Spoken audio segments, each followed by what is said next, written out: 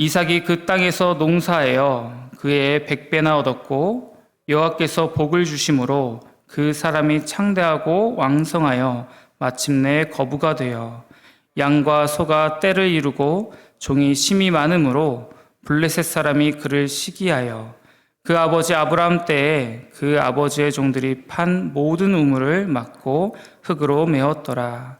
아비멜렉이 이삭에게 이르되 내가 우리보다 크게 강성한즉 우리를 떠나라. 이삭이 그곳을 떠나 그랄 골짜기에 장막을 치고 거기 거류하며 그 아버지 아브라함 때 팠던 우물들을 다시 팠으니 이는 아브라함이 죽은 후에 블레셋 사람이 그 우물들을 메었음이라. 이삭이 그 우물들의 이름을 그의 아버지가 부르던 이름으로 불렀더라. 이삭의 종들이 골짜기를 파서 샘 근원을 얻었더니 그랄 목자들이 이삭의 목자와 다투어 이르되 이 물은 우리의 것이라 하매 이삭이 그 다툼으로 말미암아 그 우물 이름을 에색이라 하였으며 또 다른 우물을 팠더니 그들이 또 다툼으로 그 이름을 신나라 하였으며 이삭이 거기서 옮겨 다른 우물을 팠더니 그들이 다투지 아니하였으므로 그 이름을 르호봇이라 하여 이르되 이제는 여호와께서 우리를 위하여 넓게 하셨으니 이 땅에서 우리가 번성하리로다 하였더라. 아멘. 우리 성도분들은 살아오시면서 무엇인가, 내가 갖고 있는 무엇인가가 100배로 불어나는 그런 경험을 해보신 적이 있으십니까? 아마 모두들 꿈으로만 꿔봤을 혹은 꿈으로도 못 꾸어봤을 그런 엄청난 축복일 것입니다. 그런데 사실 이 100배의 축복은 우리에게 어딘지 모르게 참 친숙한 표현입니다. 찾아보면 성경에는 생각보다 그렇게 많이 등장하는 표현은 아닌데요. 아마도 이 100배의 축복하면 예수님께서 우리에게 들려주셨던 4가지 땅에 심긴 떨어진 씨 비유를 떠올리실 것 같습니다. 결론적으로 100배의 열매, 100배의 결실은 어느 땅에서 결실을 맺게 되었었습니까? 바로 좋은 땅에서 100배의 결실이 맺어지게 되어집니다. 누가복음 8장 8절의 말씀입니다. 더러는 좋은 땅에 떨어짐에 나서 100배의 결실을 하였느니라. 참 너무나 당연한 말씀 같습니다. 땅이 좋다면 그 심겨진 씨앗이 더 무럭무럭 자라나겠죠. 이 말씀을 마가복음 4장 20절을 통해 보면 이렇게 나옵니다. 좋은 땅에 뿌려졌다는 것은 곧 말씀을 듣고 받아 30배나 60배나 100배의 결실을 하는 자니라. 복음서의 말씀을 우리가 기억해 본다면 이삭은 아마 물리적으로도 좋은 땅에 거하고 그곳에서 농사를 잘 지었을 것입니다. 하지만 이삭 그 자신도 하나님 앞에 좋은 땅, 하나님의 말씀이 심겨져 30배, 60배, 100배의 결실을 맺는 그런 좋은 땅이었을 것입니다. 여기서 오늘 우리는 하나님의 복을 누리게 된 사람의 모습을 찾게 됩니다. 그것은 바로 하나님의 말씀 안에 있는 것, 즉 하나님의 언약을 신실하게 믿고 순종하는 사람이 하나님의 복, 그 놀라운 축복을 누리게 된다는 사실입니다. 하나님의 말씀이, 하나님의 언약이 이삭 그의 인생의 풍성이 이미 맺어졌기에, 결실하였기에 그는 실제적인 100배의 축복도 누릴 수 있었다는 말씀이죠. 오늘 본문 12절 말씀은 이렇게 시작됩니다. 이삭이 그 땅에 곡식을 심고, 여기서 나오는 그 땅은 어느 땅일까요? 아마 어제 새벽 기도회를 들으신 분들은 다들 이 땅이 어디였는지 기억하실 것 같습니다. 바로 그랄이라는 땅입니다. 그런데 이 땅이 어떤 땅입니까? 우리가 성경 안에서 확실히 알 수 있는 것 딱 한 가지는 하나님께서 이삭에게 복을 약속하신 땅이라는 한 가지입니다. 창세기 26장 2절에서 4절까지의 말씀입니다. 제가 읽어드리도록 하겠습니다. 여호와께서 이삭에게 나타나 이르시되 애굽으로 내려가지 말고 내가 내게 지시하는 땅에 거주하라. 이 땅에 거류하면 내가 너와 함께 있어 내게 복을 주고 내가 이 모든 땅을 너와 내 자손에게 주리라. 내가 내 아버지 아브라함에게 맹세한 것을 이루어 내 자손을 하늘의 별과 같이 번성하게 하며 이 모든 땅을 내 자손에게 주리니 내 자손으로 말미암아 천하 만민이 복을 받으리라. 아멘. 이어서 6절 말씀에 이렇게 나옵니다. 이삭이 그랄에 거주하였더니. 하나님께서 이삭에게 복을 약속하신, 그리고 복을 주시겠다 약속하신 바로 그 장소 그랄 땅입니다. 그리고 이삭은 애굽이 아닌 그랄 땅에서 하나님께서 주시는 큰 복을 누리는 자가 됩니다. 이삭은 하나님의 언약, 그 약속을 믿고 따라간 것이죠. 그런데 우리는 여기서 이삭의 이 선택이, 이 순종이, 이 믿음이 얼마나 대단한 것인지, 또 얼마나 신실한 것인지 다시 한번 생각해 볼 필요가 있습니다. 이삭이 거주하고 있는 그랄 땅, 그리고 오늘 창세기 26장 전반에도 나오는 이 애굽, 이집트라는 지역은 흔히 우리가 고대 근동이라 부르는 지역입니다. 이 고대 근동 지역에서 지금까지도, 그리고 예전에도 가장 풍요로웠던 지역은 어디일까요? 아마 세계 지리에 관심이 조금 있으신 분들은 이런 사진을 조금 접해 보셨을 것 같습니다. 고대 근동이라 불리는 북아프리카, 그리고 또 중동, 또 그 위에 터키 지역까지 위성 사진으로 찍힌 사진을 보면 이 안에서 유독 푸르고 푸른 한 곳이 있습니다. 이 푸르고 푸른 지역은 어디일까요? 바로 이집트의 나일강 삼각주입니다.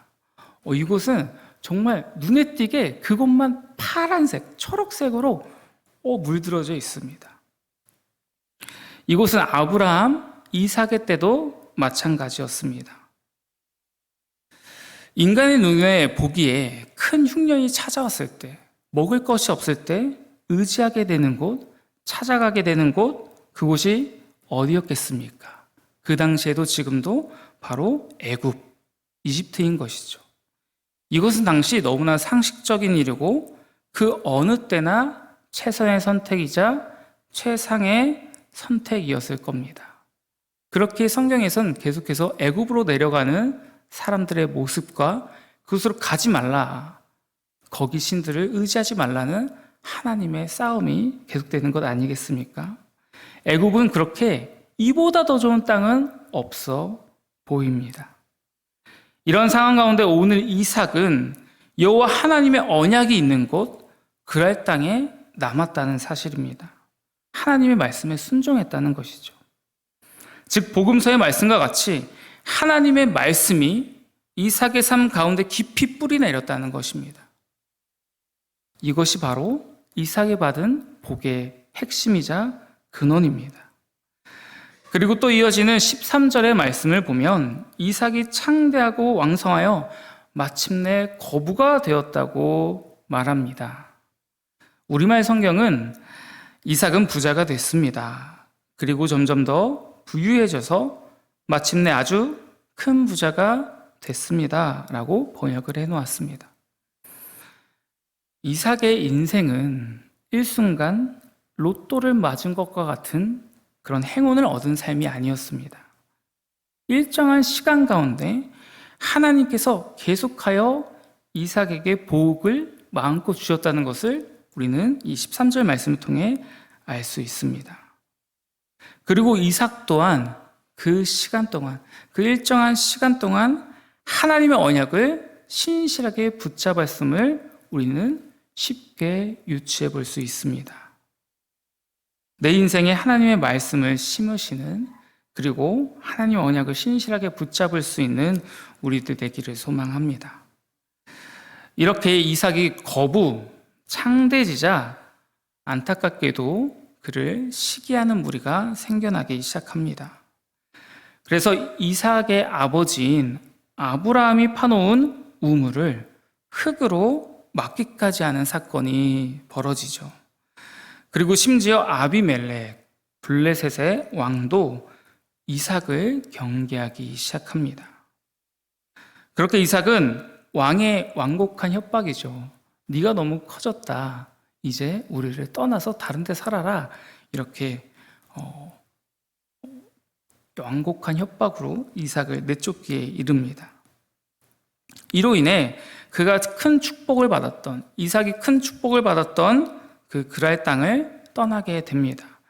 하지만 이삭의 마음에는 하나님께서 이곳에서 나에게 복을 주시고 나를 이곳에 거하라 명령하셨는데 내가 다른 곳은 갈 수 없다 생각했나 봅니다. 그래서 하나님께서 명하신 이 땅을 벗어날 수 없었던 이삭은 그랄 골짜기로 향하게 됩니다. 그리고 이삭은 다시 새 우물을 파기 시작합니다. 역시 하나님의 복을 온전히 누렸던 이삭의 삶인 것 같습니다. 이삭이 그 어느 우물을 파든지 그곳에서 물이 솟아나는 그런 말도 안 되는 상황을 겪게 됩니다. 하지만 그렇게 열심히 우물을 팠지만 물이 솟을 때마다 그랄의 양치기들이 쫓아와서 이곳은 우리의 물이다. 이곳은 우리의 우물이다. 주장하기 시작합니다. 그렇게 다툼이 일어나자 이삭은 자신의 종들이 파놓은 그 우물을 포기하고 또 다른 우물을 파기 시작합니다.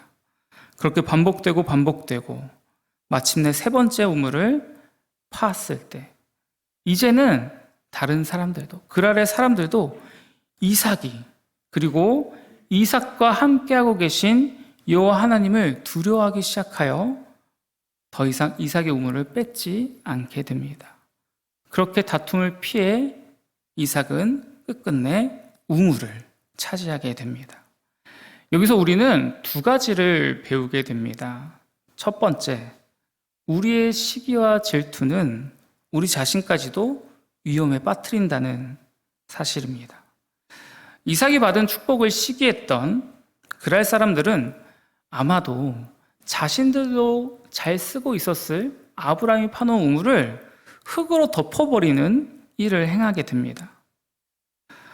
우리가 시기에 빠졌을 때 혹은 질투에 빠졌을 때 다른 이의 잘됨을 축하하지 못하고 셈하고 미워하기 시작할 때 우리는 나까지도 해야 하는 잘못을 저지른다는 것이죠.